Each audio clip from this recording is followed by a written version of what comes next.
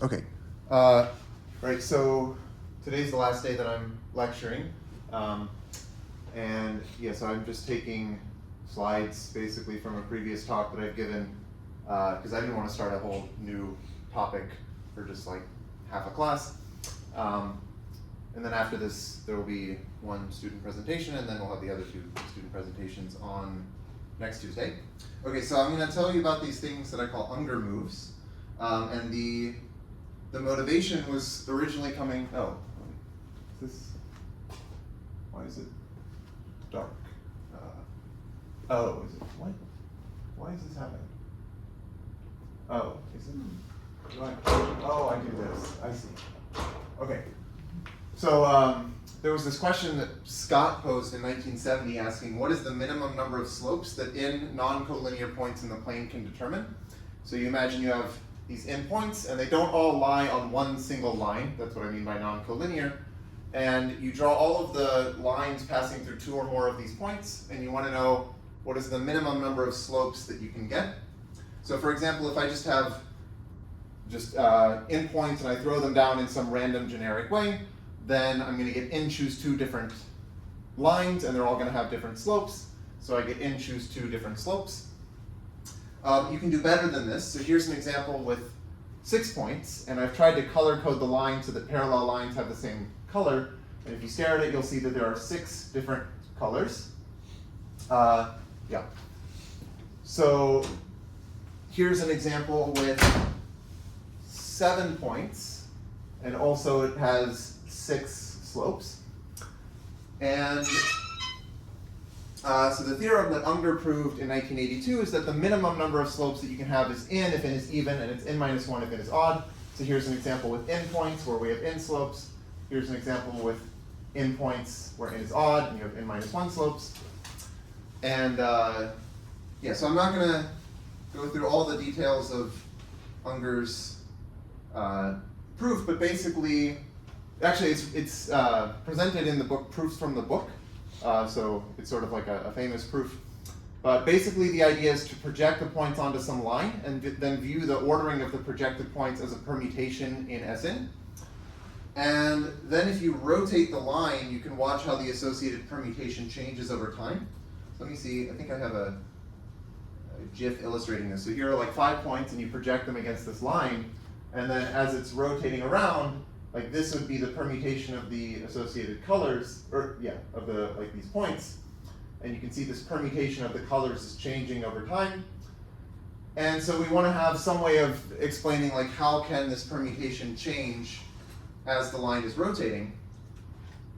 And this is essentially what I'll call an Ungar move. So an Ungar move is an operation that acts on a permutation by taking some disjoint consecutive decreasing subsequences and reversing them.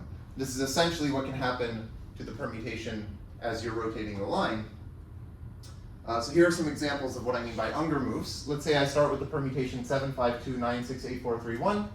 One of them is the trivial Ungar move that just does nothing. That's what I did here. But here's an Ungar move that's not trivial. So I took the decreasing subsequence 5, 2, and I reversed it to get 2, 5. And at the same time, I took the 8, 4, 3 and reversed it to get 3, 4, 8. So here's another example. I took the 9, 6 and reversed it to get 6, 9. I took 8, 4 and reversed it to get 4, 8. And I took 3, 1 and reversed it to get 1, 3. And then there's this one, which is the same as this pop stack operator that I defined a while ago in class. And this is where you reverse the maximal consecutive decreasing subsequences. So the 7, 5, 2 becomes 2, 5, 7, 9, 6 becomes 6, 9, and 8, 4, 3, 1 becomes 1, 3, 4, 8. Okay, so what Ungar actually showed is that if you start, so imagine you start with the decreasing permutation of size n, and then you repeatedly apply non-trivial Ungar moves until you get to the identity permutation. And let's assume that the first move that you do is not the maximal Ungar move. So you don't start by just reversing everything in one step. Then the total number of moves that you need to do is at least n if n is even, and it's at least n minus 1 if n is odd. And then you can transfer this into the language of slopes in order to resolve this question about the endpoints in a plane determining slopes. Okay, so here's another way of thinking about one of these Ungar moves. You can take the descent set of a permutation W, which I've defined before. It's the set of indices I such that W of I is greater than W of I plus 1. And then when you apply an Ungar move to W, what you're really doing is you're choosing a subset of the descent set and reversing the corresponding decreasing subsequences. So let me show you an example. I can take the same permutation as before, 7, 5, 2, 9, 6, 8, 4, 3, 1.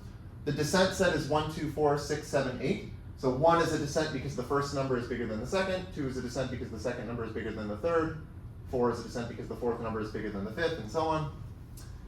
And I can choose some subset of this. So let's say I choose my set T to be 2, 6, and 7. So this will correspond to this Ungar move where I reverse the 5, 2 and I reverse the 8, 4, 3. This is because the 2 here tells me that I should reverse the decreasing subsequence in positions 2 and 3. So that's what I did here. And then the 6 and 7, and the fact that 6 and 7 are consecutive integers, that tells me that I should reverse the decreasing subsequence in positions 6, 7, and 8. And so that's what I did here. So really, if you have a permutation with k descents, then there are 2 to the k Ungar moves that you can do, because they just correspond to subsets of the descent set. And I think I mentioned this at some point in class, but Ungar also proved in his paper this second theorem that the maximum number of iterations of pop, this thing that does the maximal Ungar moves, the maximum number of iterations that you need to sort a permutation is n minus 1. Although I think I won't talk more about this kind of thing here, because I already mentioned some stuff related to this in a previous lecture. Okay, so I guess here's the weak order. We've talked about this a lot. But I'll just remind you, okay, you have 2 permutations, U and V. U is covered by V if you can get from V to U by reversing a single descent. So here's an example. This is covered by this because you can reverse the 6, 4 to get the 4, 6. And, okay, so this gives you the weak order. This is the weak order on S4, and we've seen that it's a lattice. Okay, so another way of thinking about what you're doing with an Ungar move is you're choosing a subset of the set of elements covered by W in the weak order, and then you're taking the meat of W union that set. And this is just because choosing a subset of the descent set is really equivalent to choosing a subset of the elements covered by W in the weak order, because that's basically how the weak order is defined. And then when you do this reversing the corresponding decreasing subsequences, that ends up being the same as taking this meat. Okay? So this is like a lattice theoretic way of saying what an Ungar move is, but then you could also just define this for any lattice. It doesn't have to be the weak order. So the definition here is, here L is a lattice. Maybe we'll assume it's like a finite lattice, or at least locally finite or something. And then let cov sub L of W be the set of elements covered by W in this lattice L. So an Ungar move is just an operation that sends W to the meat of W union T, where T is some subset of the elements covered by W. And if you take T to be the entire set of elements covered by W, this is this pop stack operator that I've defined before. And I think, so here's a picture, again, of pop, where it just sends each element to the meat of that element with the things covered by it. So like this goes here, and so on.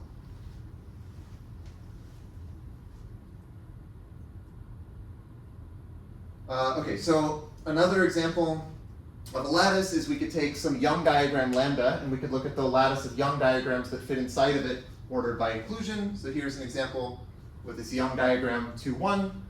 So in blue, these are the Young diagrams that fit inside of it, and they're ordered by inclusion. And when you apply an Ungar move to a Young diagram, what you're really doing is you're taking some subset of the corners of that Young diagram and you're deleting them.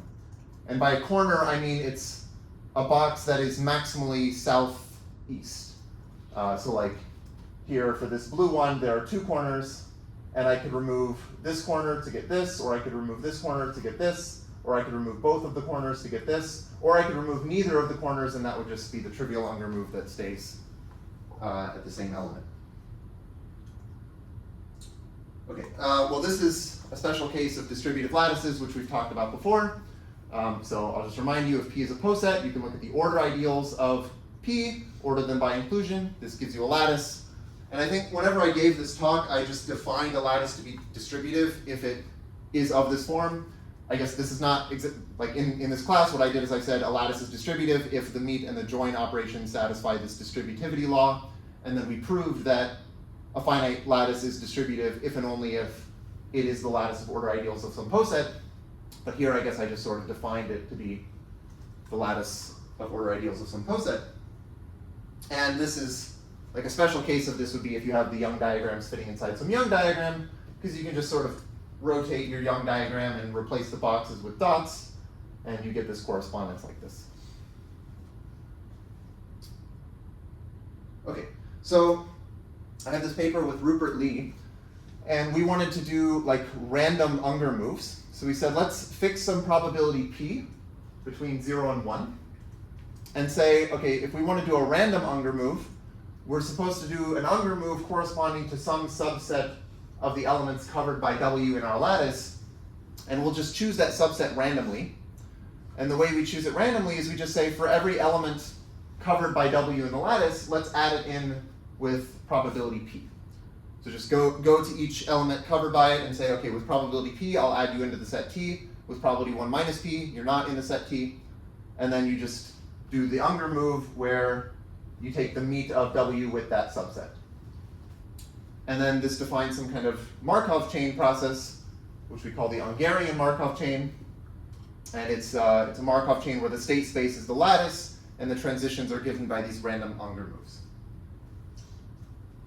And what we were interested in is looking at the expected number of steps needed to go from the top element of the lattice to the bottom element of the lattice. So if you start at the top and you just do these random Ungar moves, how long does it take you to get to the bottom element? And I think I want to assume P is a half just because it makes things a little bit cleaner, but you could also do it for other values of P. So let me show you what happens with the weak order. So let's say we take the weak order, we start with the top element, which is the decreasing permutation of size in, and repeatedly apply random Ungar moves. So you can plot these permutations. This is for in is 400. So this is like the decreasing permutation of size 400 plotted. So it's like 400 dots like that. And here we did 200 random Ungar moves, and you get this interesting shape showing up. And then this is after 200 more, and then 200 more, then 200 more, 200 more, 200 more. And finally, at the end, we get to the increasing permutation. So I think this looks pretty cool. Like, you get these interesting shapes showing up. We don't know like how to describe these shapes. Like mathematically, we don't know how to say something nice and rigorous about them, but I think they look cool. And probably there should, it would be nice if we could say something about them. But we were interested in looking at like just what is the number of steps on average that you need to do this process. So what we proved is that this expected number of steps is somewhere between n minus 1 and basically 16 in log n. And then later Eric Shen, so Eric's actually an undergrad here, he improved the upper bound to a linear upper bound. So we now know that the actual order of magnitude of this is something like some constant times n. We don't know still what the constant actually is, but it's something, some linear quantity. Okay. Oh, I guess maybe there should only be 1 plus here. Oh well. Okay. So here's another example. You could look at something called the multi-corner growth process. So this is where we take a rectangular Young diagram. So take the K by L rectangular Young diagram. And in this case, if you do the Ungarian Markov chain on the lattice of Young diagrams inside of this rectangle, it ends up being essentially the same as something called the multi-corner growth process, also called the totally asymmetric simple exclusion process, or TASEP. And so let me just show an example of this with the 3x4 rectangle. So we start with the full rectangle, so everything's in blue. And then at each step, basically, I take the corners and I flip a coin for each corner. And if the coin comes up heads, then I'll keep that corner in. And if it comes up tails, I'll delete the corner. So like here I have 1 corner, so I flip a coin. Let's say it comes up tails, so I delete that corner.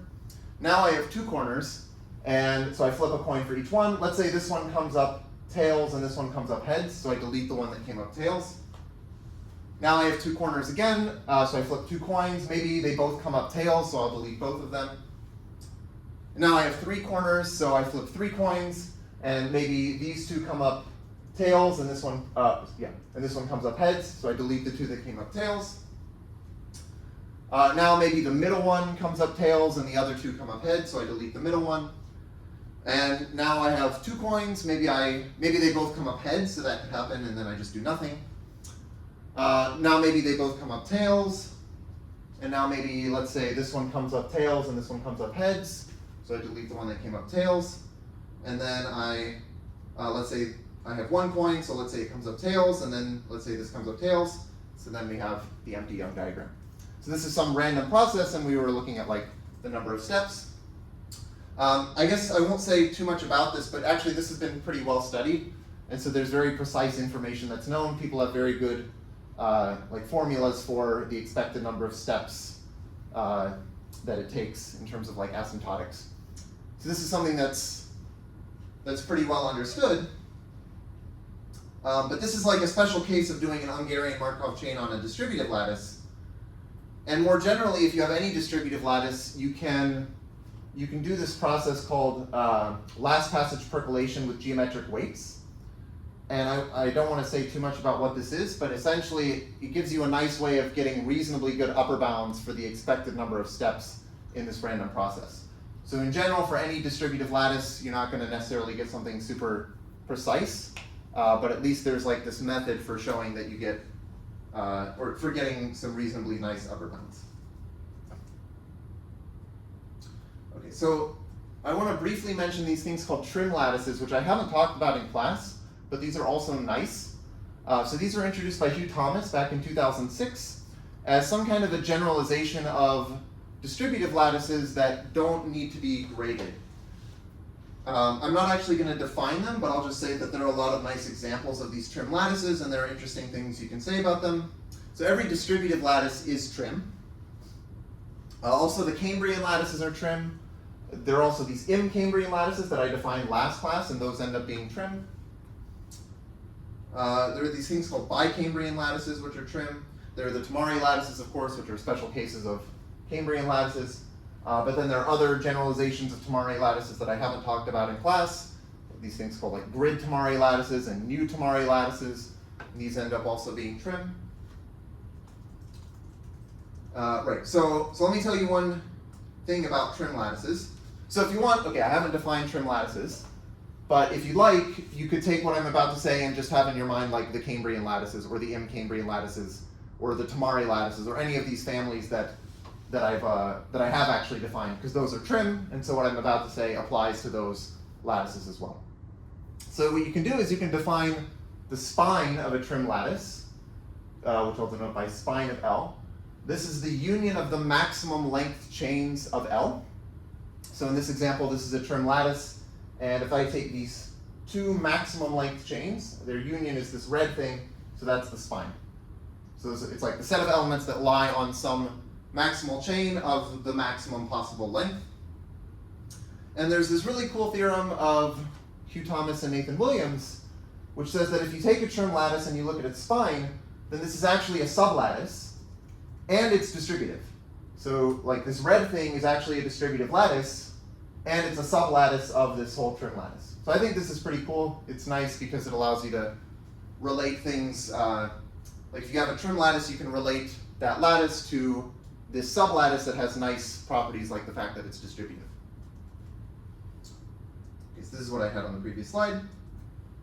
So what we proved in our paper, this is sort of like the main theorem, I guess, is that if you have a trim lattice, then the expected number of steps in the Ungarian Markov chain for the lattice L is bounded above by the expected number of steps for the spine of L. And this is nice because, as I was saying a few slides ago, we have this method, this last passage percolation with geometric weights. This is some method that allows you to get reasonably nice upper bounds for E of a distributive lattice. We know by this theorem that the spine is a distributive lattice, so you can get reasonably good upper bounds for this thing, and then that gives you a reasonably good upper bound for your original trim lattice. So this gives some method for getting like nice upper bounds for E of L whenever L is a trim lattice. So actually, okay, so we applied this to get some upper bounds when we have a Cambrian lattice, or also for these other things called new Tamari lattices, which I won't really define. But I will say, so here's what this looks like for the Tamari lattice. So you can think of a Tamari lattice, again, as like the 3-1-2 avoiding permutations under the weak order. And so if you have a 3-1-2 avoiding permutation, you can plot it. So here we start, so it's again, n is 400. And this is the decreasing permutation, which is the top of the Tamari lattice. Here we did just one random Ungar move. So we took this and did just one single random Ungar move to this, but inside of the Tamari lattice. And we get this mountain-shaped permutation here. And then we did one more random Ungar move, and we get this mountain shape. And then we do one more, and then one more, and one more, and one more, and one more. And you can see it's like kind of close to the increasing permutation, but not quite, because there are some dots that are not yet in their correct positions. But here, this is a time skip. So this is after actually 90 random Ungar moves. And if you squint, you can see there are a few points that are still not quite in their correct positions. And then this is after a total of 180. And still there are a couple points that are in the wrong positions. This is after 270, still a couple points that are in the wrong positions. And finally, after 360 steps, we get to the identity permutation. So it's kind of strange because it's like most of the permutation gets sorted in a very small number of steps. But then you have these points that are kind of straggling along and trying to get into their correct positions, but they take a really long time. And so we got this like upper bound for the expected number of steps in the Tamari lattice, but we still don't really understand like the asymptotics of what this is. We just have some upper bound. We don't really even know if this is like actually linear in n. Like maybe it could be little o of n, could be like smaller than any constant times n asymptotically, but we don't know. Okay. So the last thing I'll mention is, okay, so there was this point when I sent a text message to Nathan Williams. I said unrelatedly, so I guess unrelated to whatever I was talking about before. I said unrelatedly, it would be cool to have some game theoretic variant of pop stack sorting, but this is just because I want to write a paper called the Ungar games. and so he thought this was funny and he suggested something. I don't know exactly what this is supposed to mean, but I can tell you what this means. So we did this. We have a paper, it's also with Noah Kravitz. I think this is a great way to start a research project where you start with the title and then you come up with the math afterward. Okay, so here's what the Ungar games are. So you have some lattice L, let's say it's a finite or locally finite lattice, and you have some starting point x0 in the lattice. There are two players, their names are Atnas and Ita, and they're going to take turns performing non-trivial Ungar moves. And the first person who cannot make a move, in other words, the first person who's at the bottom element of the lattice and therefore can't do a move to go further down, that person loses. So we'll assume that Atnas is the first player, so she's like player 1, and we'll say that the starting position is an Atnas win if Atnas has a winning strategy starting from that point, and we'll say it's an Ida win if Ida has a winning strategy. So let me show you an example. Okay, so I asked like an AI generator thing like what Atnas and Ida should look like, and this is what it gave me. So this is Atnas, this is Ida apparently. And here's some lattice, and I've labeled it according to who has a winning strategy. So for example, like the easiest thing is if you just start at the bottom. Let's say you start at the bottom. Well, Atnas goes first, and she can't do anything because she's already at the bottom, so she just loses. And in that case, Ida kind of just wins by default. So in that case, Ida has a winning strategy, and the strategy is just like he just wins automatically. But that's kind of a trivial example. Let's say we started here. So if we start here, Atnas goes first, and she wants to do a non-trivial Ungar move. So she could, what she can do is she can just go straight to the bottom. She can take the meat of these two elements and this one, and that'll take her straight to the bottom. And now it's Ida's turn, and he's at the bottom, so he loses. So in that case, Atnas had a winning strategy. Let me do one other example. Let's say we're here. So if we start here, Atnas goes first. She has to do a non-trivial Ungar move. Well, there's only one non-trivial Ungar move she can do, which is to go down to here. And then, now it's Ida's turn, and he's here. And he can do the move that goes over to here. So Ida can just go over by taking the meat of this element and this element, he can go over to here.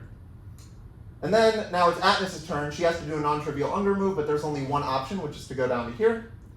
And now Ida can just go down to the bottom, and now it's Atnis's turn and she's at the bottom, and so she loses, so in that case, Ida had a winning strategy. Okay? Okay. So we wanted to understand the Atnis and Ida wins in various interesting lattices. So one is we looked at the lattice of order ideals of a type A root poset. So here, I think I've mentioned these before, like phi plus of A in is whatever, you can see the pattern. And we're looking at like the lattice of order ideals of phi plus of A in. And here, A in is the number of Ida wins. And we show that there's this nice generating function for these numbers. You can write it down explicitly. This can allow you to get things like asymptotic information about these numbers. So in some sense, this is like determining, like actually enumerating these Ida wins. Okay, we also looked at the Tamari lattice. So here, if Bn is the number of Ida wins in the nth Tamari lattice, we can form this generating function for the Bn's. And we show that this f of z is algebraic of degree 4. And specifically, it satisfies this polynomial equation. You can write down some polynomial in y and z. And if you set y to be this generating function, then that's a root of this polynomial. And from this, you can also get things like asymptotic information about these numbers. But we don't actually understand the weak order. So we didn't really have a good understanding of like what are the Ida wins in the weak order on Sn. One thing we can say is like the number of them is vanishingly small as n is growing. So the number of them is, I guess, O of 0.96 to the n times n factorial, which is small compared to the total number of elements, which is n factorial. But other than this, we don't really know how to say anything specific about the Ungar games on the weak order. Okay, and then there's one special case that we call nibble. So nibble is where we have the lattice of Young diagrams inside of some fixed Young diagram. And we call it nibble because you can imagine that your Young diagram is a chocolate bar and you're sort of nibbling away at the corners. So basically at each step, whoever's turn it is, that person is going to eat some non-empty subset of the corners of this chocolate Young diagram. So in this example, Atnis goes first and she can eat one or both of these two corners. So let's say she eats this corner here. Okay, so now it's Ida's turn and he can eat one or both of these two corners. Let's say he eats this one here.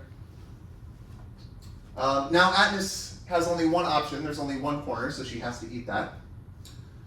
And now Ida can eat one or both of these. Let's say he eats this one down here. And now Atnis can eat one or both of these. Maybe she eats both of them.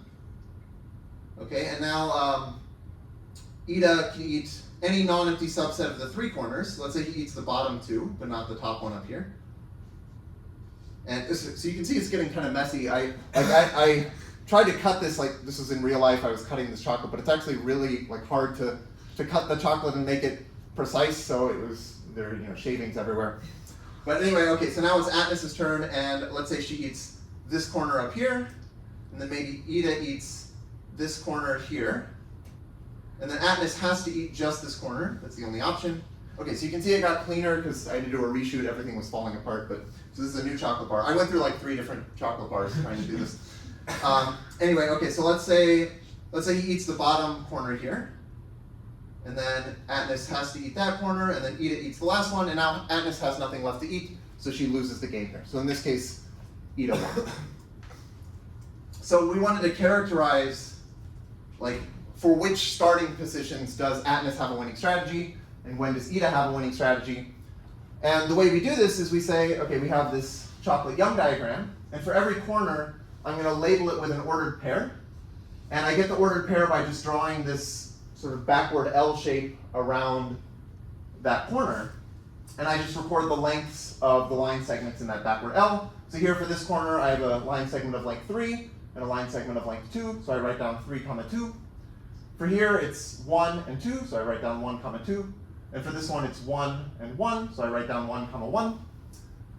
And the theorem we proved is that if you have this starting partition mu, then it is an Ida win. In other words, Ida has a winning strategy if and only if every ordered pair that you've written down has at least one even number.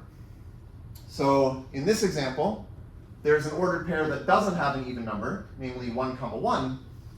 And so that tells me that this is an atlas win. So if we were playing Nibble, starting with this Young diagram, then atlas would have a winning strategy. Okay? And from this, you can also like enumerate, you can do some kind of enumeration of these. Yeah, so I went on a date back in February of 2023. This is actually on Valentine's Day. Yeah, so this was soon after we wrote this paper. We went to an all-you-can-eat sushi place, which was a great idea on my part. And so while we were there, you know, she's asking me like, what do you do? And I'm like, oh, I do math research. And she's like, well, what does that mean? Like, how does math research work? Like, can you give me an example? And I said, oh, well, I've just recently written this paper, and it's called The Ungar Games, and I explained the title, and I thought that was funny. And then I said, well, this is actually a game, and you can play it. Do you want to play it? And she made the mistake of saying yes. And this was a mistake because, unbeknownst to her at the time when she agreed to this, playing this game consisted of me arranging the salmon sashimi that we had ordered into a partition shape, and then explaining what it means for a piece of fish to be a corner of a sashimi Young diagram, and then saying, okay, you eat some fish, and I'll eat some fish, and you eat some fish, and we go back and forth. And so I explained this. So we played the game, and I won, because so I knew the winning strategy, and she did not. She did not know the winning strategy, so you know it's not that hard to win if your opponent doesn't know. I did not get a second date. So you can argue that maybe I actually lost, but anyway, I had fun. I thought it was fun. I don't know about her, but yeah. Anyway, so this is actually a game. You can actually play it. If you're on a date, you don't want a second date. So anyway, yeah, I think. Well, on that note, that is everything that I have for the class. So thank you for taking the class, and yeah, it's been fun.